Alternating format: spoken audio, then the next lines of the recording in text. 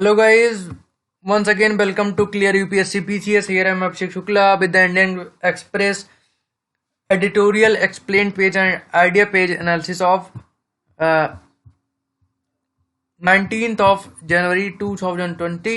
So guys इसके पहले मैं एक वीडियो ला चुका हूं जिसमें पूरी न्यूज एनालिसिस है, न्यूज के बारे में पूरा फैक्ट है, सारी चीजें हैं, तो उसको भी आप देख लीजिएगा। उसके बाद ये वीडियो में लेके आ रहा हूं, इसमें डिटेल में एडिटोरियल जो है उनके बारे में एनालिसिस करेंगे। तो दोनों सेपरेट रहेगा, बढ़िया रहेगा। वो वीडियो 5 मिनट पहले आ चुका है, तो उसको देख लीजिएगा आप। उसके बाद चलिए मूव करते हैं एडिटोरियल पे। पोएट एंड द रिपब्लिक, इसमें कहा गया है country is not defined by this geography but it's people. तो इसमें ये ऑथर मेन जो सेंट्रल थीम क्या क्या है, इन्होंने कहा है कि कोई कंट्री है वो उसकी ज्योग्राफी के द्वारा डिफाइन नहीं होती, इसके लोगों के द्वारा डिफाइन होती है। Resonates in our times, resonate in our time. Sanjay Baru ji ने लिखा, addressing the nation on the day his government rolled out कोविड-19 vaccine, prime minister Narendra Modi quoted great Telugu poet. तो संजय बारू कौन है? सॉरी, ग्रेट तेलुगु पोएट, इसको सोशल रिफॉर्मर गुरजादा अप्पा राव। तो गुरजादा अप्पा राव क्या है? ये ग्रेट तेलुगु पोएट है, याद रखिएगा। प्रीलिम्स में ऐसे ही क्वेश्चन पूछ लेता है, ठीक है ना, फिर आपको समझ में नहीं आता कि हमने पढ़ा क्या है। गुरजादा अप्पा राव क्या है? ग्रेट तेलुगु पोएट है। पर्सनालिटी के बारे में क्वेश्चन आता है प्रीलिम्स में, याद रखिएगा, ठीक है ना। तो इन्होंने लिखा है, ये हमें समझ में नहीं आएगा, ठीक है ना। तो ये तेलुगु में ये I have freely translate it to read. तो इन्होंने ट्रांसलेट किया है, give up some of your own welfare profit. जिसमें अप्पा राव जी ने जो नरेंद्र मोदी जी ने कोट किया था, उसका मतलब क्या है? Give up of your own welfare और प्रॉफिट। तो अपने प्रॉफिट को गिव अप कीजिए। And lend support your neighbour, अपने पड़ोसियों को सपोर्ट कीजिए, उनके neighbour. Soil doesn't make a country, ये जो मिट्टी है ये देश नहीं बनाती, but it is people to do so. तो ये यहाँ के लोग हैं जो देश बनाते हैं। Gurjada was not a poet and a writer, he was a social reformer who wrote in support of gender equality। तो इन्होंने जेंडर इक्वलिटी के बारे में बात की है, लिखा है। सोशल रिफॉर्मर थे Gurajada ji. And against caste and communal prejudice, तो कास्ट और कम्युनल प्रेजुडिस के बारे में लिखा है। He influences on Telugu literature, society, social movement and politics can not be underestimated. तो उन्होंने कहा कि उनका इन्फ्लुएंस जो है सोसाइटी एंड सोशल मूवमेंट पे, उसको अंडर एस्टिमेट नहीं किया जा सकता। These lines from Gurjada have been immortalized in countless speech of social and political leaders, not just in Andhra region from which he hailed, but across the country. Modi deserve praise for reciting Gurjada to New India that worrying pay little attention to these sentiment। तो इन्होंने कहा है कि मोदी जी को praise किया जाना चाहिए कि उन्होंने ऐसे जो सेंटिमेंट है उस पर अटेंशन दिया, और एक न्यू इंडिया पे ऐसा करने की कोशिश वो कर रहे हैं। मतलब न्यू इंडिया पे उन्होंने वरिंगली इन जो छोटी छोटी चीजें पे अटेंशन दी, तो तेलुगु पोएट है उनके ऊपर इन्होंने अटेंशन दी, इसके लिए ये कहा गया है। The prime minister on the other leader of his own party and the member of wider Sangh Parivar should real Gurajada in full, while the second part the 4 line quoted by Modi are the most famous are often quoted ones from 18 is Sanjay poem. तो दूसरा जो उन्होंने coat किया written 1910, तो 1910 में उन्होंने लिखा था। There are other equal important thought conveyed in its particular relevance, especially as we approach at another Republic Day। तो वही है कि इसमें अगर हम अप्रोच करें तो ये इनके जो थॉट्स हैं वो रेलेवेंट हैं। अगर हम अदर आने वाले भी रिपब्लिक डे पे कोट करें तो घबरा नहीं होगा, इनके कहने वाला भी है। अब इस पे जो सेकंड कोट किया गया था, देशम्मु प्रेमिन चम्मना। तो ये जिसको अगर किसी को आप में से किसी को समझ में आती है इसका मीनिंग बताइएगा। The first 2 lines of stanza quoted by Modi also are relevant for India approach to his neighborhood।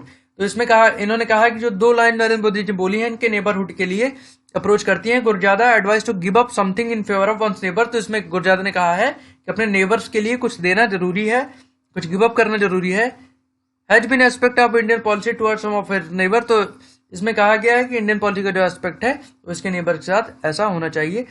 Prime Minister Manmohan Singh policy of non-reciprocal and unilateral trade liberation with respect to less developed country in the neighborhood is one example। तो मनमोहन सिंह जी policy जो थी उसमें भी यही था कि less develop country के साथ यूनिलेटरल और रेसिप्रोकल पॉलिसी थी मनमोहन सिंह जी की। Modi neighbourhood first polity has also try to reach out to the some not all of the Indian neighbours. तो इसमें कहा गया कि नरेंद्र मोदी जी की जो एम्पावरमेंट पॉलिसी है वो भी कुछ लोगों तक पहुंच पाई, लेकिन सब तक नहीं पहुंच पाई। Securing one own welfare of insuring the prosperity of one neighbour is good principle of prosperity prosperous family and a large adopt. तो इसमें क्या कहा गया है कि अपने वेलफेयर के इंश्योर करने के साथ जो हमारे नेबर्स हैं उनकी भी प्रॉस्पेरिटी और उनकी फैमिली की प्रॉस्पेरिटी को हमें हमारी कंट्री को अडॉप्ट करना चाहिए। On the many other gems in Gurajada poem, to stand out as being particular relevant to what Modi has open and for the new India. ये न्यू इंडिया के लिए इन्होंने कुछ कहा है, तो ये इसका मतलब हमें नहीं पता, मतलब इसका यहाँ लिखा है don't claim patriotism as virtue of you alone. इसमें कहा गया है कि जो पेट्रियोटिज्म है उसको क्लेम मत कीजिए as virtue of you alone, अकेले। Do boast a false claim, तो फॉल्स क्लेम को बोस्ट कीजिए। Resolve to do something good, तो कुछ अच्छा करने के लिए कुछ अच्छा कीजिए, रिजॉल्व कीजिए इन प्रॉब्लम्स को, फॉल्स क्लेम का, और कुछ अच्छा कीजिए। And so that to people around you, तो अपने अराउंड जो पीपल है उनको शो कीजिए, यानी मतलब यही है कि अच्छा काम कीजिए और जिससे बगल के जो आपके आसपास के लोग हैं वो भी इन्फ्लुएंस हो। In a subsequent stanza, Gurjada imbues that meeting of mind and heart, irrespective of religious difference, as a source of national power। तो इन्होंने कहा है, गुरजादा ने कहा है कि जो मीटिंग ऑफ माइंड और हार्ट होता है, जो दिल और दिमाग का जो मिलन होता है, वो नेशन की पावर एंड प्रोस्पेरिटी के लिए सही होता है, इरिस्पेक्टिव ऑफ रिलीजियस डिफरेंसेस। तो रिलीजियस डिफरेंसेस के इरिस्पेक्टिव में रिलीजियस डिफरेंसेस ऐसा नहीं करते।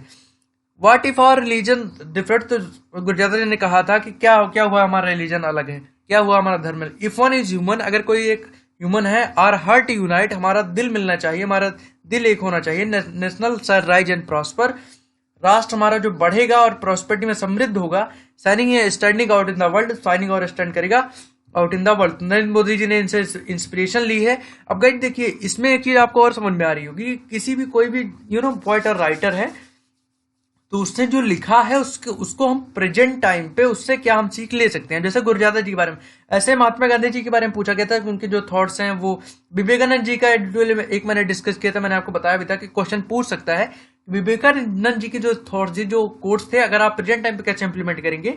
इसमें वही है कि गुरजादा जी ने जो पहले लिखा है उसको नरेंद्र मोदी जी अभी इंप्लीमेंट कर रहे हैं। यूपीएससी ऐसा ही क्वेश्चन फॉर्म करता है, वो अगर पूछेगा तो गुरजादा जी के बारे में नहीं पूछेगा, मतलब ये नहीं पूछेगा कि उनके जो कोट्स हैं उनको बताइए, वो ये पूछेगा प्रेजेंट कॉन्टेक्स्ट में आप उसका कैसे यूज कर सकते हैं। जैसे महात्मा गांधी जी के लिए पूछा था, और विवेकानंद जी के बारे में पूछ सकता है, और यहाँ भी ऐसे पूछ सकता है। यूपीएससी ऐसे क्वेश्चन फॉर्म करता है। प्राइम मिनिस्टर मोदी, उन्होंने कहा, नरेंद्र मोदी जी ने कहा है, we now know choose his quote carefully. तो नरेंद्र मोदी जी ने कहा कि हम जानते हैं कि उनका कोट केयरफुली कैसे चूज करना है। That he should quote a progressive liberal social reformer like Gurajada to reach out to people across the country. तो उनका कंट्री के जो लोग उनके पास पहुंचने के लिए हम इस सोशल रिफॉर्मर और प्रोग्रेसिव और लिबरल जो कोट्स थे इनका यूज कर सकते हैं। Seeking their support for roll out in vaccine, तो वैक्सीन के रोल आउट के लिए इसका यूज कर सकते हैं। Is a hopeful gesture, it will mean nothing if remain a verbal gesture. इसमें कहा गया कि इसके साथ कोई वर्बल गेस्चर की कोई जरूरत नहीं है, लोग इससे समझ जाएंगे। If it encourage his so-called bhakts and more rabid member of संघ परिवार to read the likes of गुरजादा and appreciate the, तो इसमें नरेंद्र जी ने कहा है कि जो हमारे संघ परिवार है जिनको भक्त कहा जाता है उनको ये पढ़ना चाहिए। गुरजादा message that the country is not defined by geography but it by its people goes contrary to obsession with land border that prevent better relation with neighbors। तो इसमें कहा गया है गुरजादा जो मैसेज है, that country is not defined by geography but it's by people। तो इसमें कहा गया है कि जो इसमें वो क्या मैसेज दे रहे हैं कि जो हमारे लैंड बॉर्डर डिस्प्यूट है वो अगर उसको हम प्रिवेंट किया जाए तो हमारा बेटर रिलेशन हो सकता है। मतलब उनका कहने मतलब ज्योग्राफी डिफाइन नहीं करती है हमारे रिलेशन को। The idea that patriotism require claiming every inch of cartographically virtually mother India every inch of the erstwhile state of JNK are if the high Himalaya place land on centre of idea of India. तो ये इसमें कहा गया है कि Jammu and Kashmir जो high Himalayas हैं वो इंडिया के सेंटर आईडी में आते हैं, मदर इंडिया के अंडर में आते हैं। It is the geographical definition of nation. तो इसमें कहा गया कि ये ज्योग्राफिकल डेफिनेशन ऑफ नेशन है। Of battle 14 name of land, तो जो बैटल्स लड़ी गई जमीन के नाम पे, ये डेफिनेशन जो है वो ज्योग्राफिकल डेफिनेशन है। Gurjada was questioning, he was urging that ruling class to pay attention to and secure the welfare of people who inhabited the land। गुरजादा जी ने कहा था कि जो वहाँ पे लोग इनहेबिट कर रहे हैं, उनका जो उनका जो वेलफेयर है उस पर ज़्यादा ध्यान दिया जाना चाहिए respective of land. It is one of the great legacies of national movement that a progressive intellectual like Gurjada, Tagore, Premchand so not only instill patriotism in the minds of colonized people but also encourage them to adopt liberal and secular values. तो इसमें कहा गया है कि टैगोर, प्रेमचंद, गुरजादा जैसे लोग थे, उन्होंने क्या किया, कोलोनाइज जो पीपल थे उनको लिबरल और सेकुलर वैल्यूज को समझाया और पैट्रियटिज्म जो देशभक्ति है उसके उनके अंदर भरी. उन्होंने इक्वलिटी की भी बात की, जेंडर इक्वलिटी की, ठीक है ना. Now at a time when many of these values that have defined the Indian Republic are being increasingly questioned, we must return to writing of these modernists. तो इसमें वही कंक्लूड किया गया है कि हमें इस मॉडर्निस्ट जो इनकी राइटिंग्स हैं ऐसे लोगों की, उन पे हमें बैक मतलब रिटर्न करना चाहिए. और modernist sons of the soil, liberalism, secularism, modernity, rationalism were not merely western ideas. तो इसमें कहा गया कि ये जो सेकुलरिज्म, मॉडर्निटी, लिबरलिज्म है, ये कोई वेस्टर्न आइडिया नहीं है. हमारे जो पुराने पोइट्स हैं वो लिख के गए हैं. Tell piece in early 1990s, a young woman walked into my office room at the Economic Times in New Delhi with her biodata in hand, seeking a job. Her second name was Gurjada. I asked if she was a relative of Gurjada. She said she was. I gave her an appointment letter without hesitation. As long as I am an editor here, I told her any Gurjada who talk in will assured a job. तो वही इन्होंने कहा कि गुरजादा नाम की वो आई थी surname लेके, तो उन्होंने उनको जॉब दिया था, ठीक है ना. So that's the thing. I hope आपको अच्छा लगा होगा. इसमें एक चीज याद रखिएगा, ये अप्रोच यूपीएससी का बहुत ज्यादा है. यूपीएससी हर बार एक आध क्वेश्चन पूछ लेता है, किसी भी पर्सनालिटी के जो कोटेशन है उसके बेस पे उसमें पूछता है प्रेजेंट कॉन्टेक्स्ट में कैसा होगा, ठीक है ना. दूसरे पे आते हैं the vaccine and resilience, recovery from pandemic take year, government must invest in welfare project. तो इसका सेंट्रल थीम यही है कि जो रिवाइवल ऑफ इकोनॉमी है और पेंडेमिक से जो रिकवरी है वो उसमें सालों लगेंगे, और वेलफेयर प्रोजेक्ट पे गवर्नमेंट को ज्यादा इन्वेस्ट करना चाहिए. चलिए देखते हैं क्या है इसमें.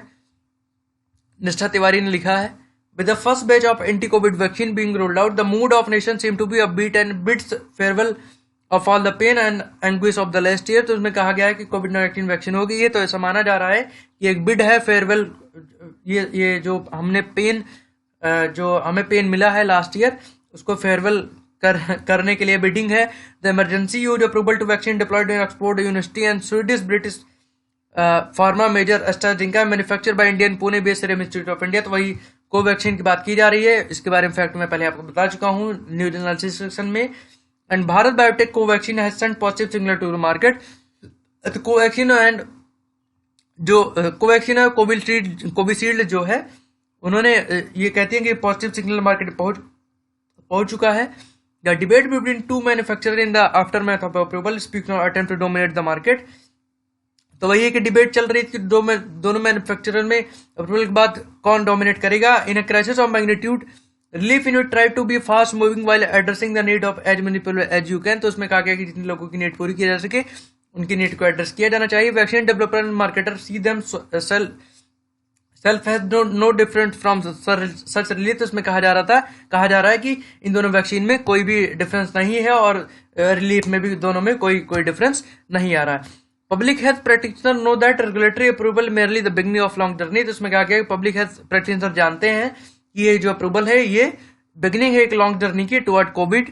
ए वेल डिफाइंड कोविड-19 immunisation policy therefore likely to first step in rebuilding programme that could span decades. तो इसमें कहा गया कि ये स्टार्टिंग है और ये रीबिल्डिंग प्रोग्राम है जो दशकों तक चलेगा.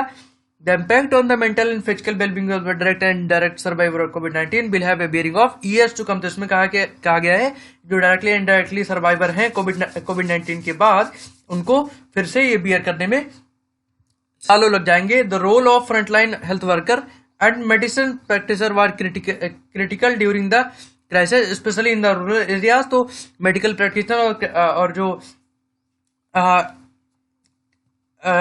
प्रैक्टिशनर जो है, फ्रंट लाइन वर्कर्स जो है, उनका जो वर्क है इन्होंने कहा क्रिटिकल रहा है स्पेशली इन रूरल एरियाज. इसमें कहा गया the demand of these worker of fair wage labour remain to be address. तो इसमें इन्होंने कहा है कि जो ये फ्रंट लाइन वर्कर्स हैं इनकी जो डिमांड है उसको रेज किया जाना चाहिए.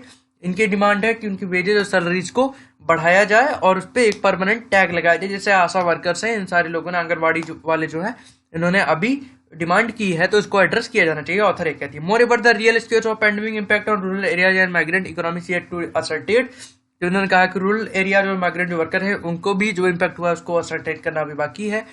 Along with the redressal or immediate health crisis, it is incumbent upon policymakers and practitioners to take lesson from the development in past 10 months and overcome to shortcomings in the country's welfare mechanism it has been exposed in pandemic। तो वही कहा गया है कि pandemic जो problem आई, जो problem expose हुई और पिछले 10 मंथ में जो हमें लेसन मिला है डेवलपमेंट पे कि कैसे हमारा डाउन हुआ है, हमारी इकोनॉमी कैसे डाउन हुई है, उससे लेसन लेना चाहिए और इसी के थ्रू जो हेल्थ सिस्टम है और हेल्थ वर्कर का जो प्रोटेक्शन है उन सारी चीजों पे हमें एक स्ट्रेंथनिंगली कोई भी डेवलपमेंट एक्शन लेने चाहिए और इंफ्रास्ट्रक्चर भी उस हिसाब से बनाना चाहिए। Public health in India has traditionally been ignored as electoral subject with government focusing more on issues such as economic growth and employment generation. तो ऑथर कहती है पब्लिक हेल्थ जो है वो ट्रेडिशनली इंडिया में इग्नोर की गई है, पॉलिटिकली भी जो इकोनॉमिक ग्रोथ और एम्प्लॉयमेंट जनरेशन पे ज्यादा फोकस किया गया है rather than public health. The current scenario is ideal for policymaker and practitioner to drive home and importance of health spending and institutional development। इसमें कहा गया है करंट सिनेरियो यह क्या है कि पॉलिसी मेकर और प्रैक्टिशनर ड्राइव करें सबके घरों पे और इंपॉर्टेंस ऑफ हेल्थ स्पेंडिंग और इंस्टीट्यूशनल डेवलपमेंट को बताएं। India still rank significantly lower than countries such as Sri Lanka and Bangladesh in health care spending. तो हेल्थ केयर स्पेंडिंग में हम बांग्लादेश और श्रीलंका से भी पीछे हैं, एक बहुत बुरी बात है, फैक्ट है, याद रखे रहिएगा। Developing country do not have the luxury of slowing down the face of rapid progress nor can be fail prey to the planning fallacy and to be over optimistic about the time it will take to attain the human development goal. तो human development गोल के लिए optimism है, but developing countries जो है उनके पास कोई भी luxury नहीं है जिससे हम रैपिड प्रोग्रेस जो है उसको स्लो डाउन किया जा सके। Nor can they fail prey to the planning fallacy. तो प्लानिंग फैलेसी को जो रिड्यूस किया जाना चाहिए उसके लिए हमारे पास कोई लग्जरी चीज नहीं है जिससे हम उसको स्लो डाउन कर सकें। It is imperative that people resilience is enhanced by government effort. तो इसमें कहा जा रहा है, ऑथर कहती हैं ये इम्पेरेटिव है कि जो पीपल रिजिलियंस है वो गवर्नमेंट एफर्ट से ही इनहेंस किया जा सकता है। Policy maker must no provide society with a blueprint of better future. Policy maker को चाहिए कि सोसाइटी को एक ब्लूप्रिंट दिखाएं बेटर फ्यूचर का। We must not forget that even the most dedicated relief unit must eventually depart in the aftermath of crisis. It is citizenry therefore which must be resilient. तो citizenry जो है वो resilient होनी चाहिए, ये must है, ऐसा ऑथर ने कहा है। निष्ठा तिवारी जी ने लिखा था, ये दोनों थे, इस पे बहुत ही अच्छा था, ध्यान दीजिएगा, थोड़ा सा देखिएगा। रीडिंग बिडेन इन दिल्ली, इसमें देखिए मेन जो सेंट्रल थीम है इसमें हम यहाँ देख लेते हैं। The Trump year has seen 2 important development in India US relation. तो ट्रम्प ने 2 इंपॉर्टेंट इंडिया यूएस रिलेशन देखा। One is sharpening tension on trade and other in deepening defence and security cooperation. तो पहला जो defence one is sharpening tension on trade and trade. तो पहला tension on trade बढ़ी and other is deepening defence and security cooperation. देखिए तो trading जो economical हमारा जो इंडिया यूएस रिलेशन रहा ट्रंप के टाइम पे सही नहीं था, क्योंकि ट्रंप ने क्या किया था, जीएसपी वगैरह इंडिया का हटा दिया था। दूसरा defence and security cooperation USA हमारा बढ़ा था। The Biden movement offer the opportunity to Delhi to overcome the bilateral difference on trade and elevating defence cooperation to a higher level. तो इसमें कहा जा रहा है कि अभी जो बिडेन की गवर्नमेंट है ये इंडिया को अपॉर्चुनिटी देती है कि देखिए डिफेंस और जो सिक्योरिटी कोऑपरेशन है यूएस के साथ हमारा अच्छा ही है, ट्रेड हमारा अच्छा नहीं है। तो ऐसा कहा जा रहा है कि ट्रेड का जो डिफरेंसेस है उसमें इंडिया को चाहिए, इंडिया के लिए अपॉर्चुनिटी है कि वो अच्छा कोऑपरेशन करे। India's own attitude to trade and globalisation have evolve under prime minister India. तो इसमें ऑथर कहते हैं कि इंडिया का जो ओन एटीट्यूड है ट्रेड और ग्लोबलाइजेशन का, वो पीएम नरेंद्र मोदी जी ने इवॉल्व किया है।